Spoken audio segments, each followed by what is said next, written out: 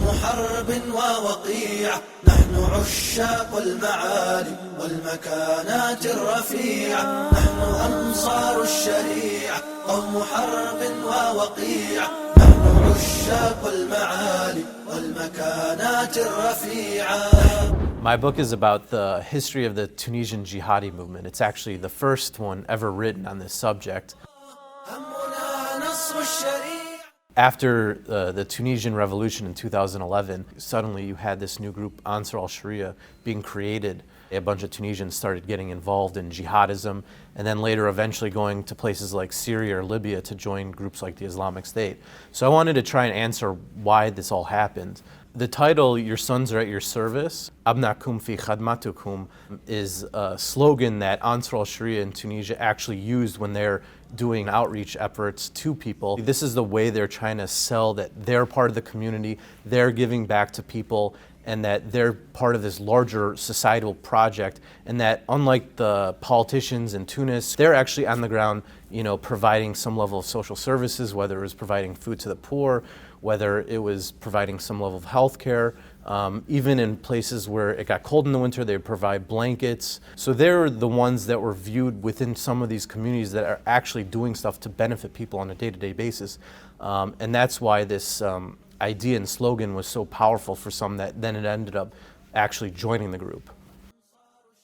If you look back prior to 2011, there's actually a broader history that most people don't even know, even people within Tunisia, that stretches back to the anti-Soviet jihad in Afghanistan in the 1980s. I was able to exploit a bunch of different Arabic documents going back to the 1980s, magazines and biographies that were published by the jihadi movement, which helped track and better understand the Tunisians that were involved in the movement at the time, even if nobody had done it previously.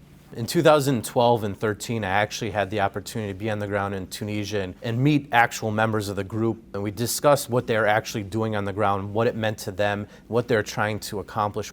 This map here is a map of all the different various activities that Ansar al-Sharia in Tunisia was doing in the country while it was an active group from around the spring of 2011 till the end of August 2013, when the Tunisian government designated it as a terrorist organization. So you had various activities, whether it was charity and outreach activities, you had their yearly conferences, you had religious lectures, there were public statements and interviews that individuals made.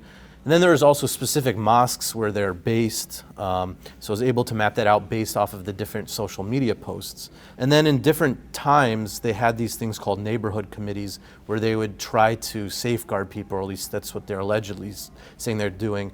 In fact, a lot of it was more this vigilante violence against people who weren't following their sort of interpretations of Islamic mores. So if somebody was drinking alcohol or breaking a fast in Ramadan, or women not veiling, they would potentially beat them up or hurt them, or even in some cases some individuals got killed.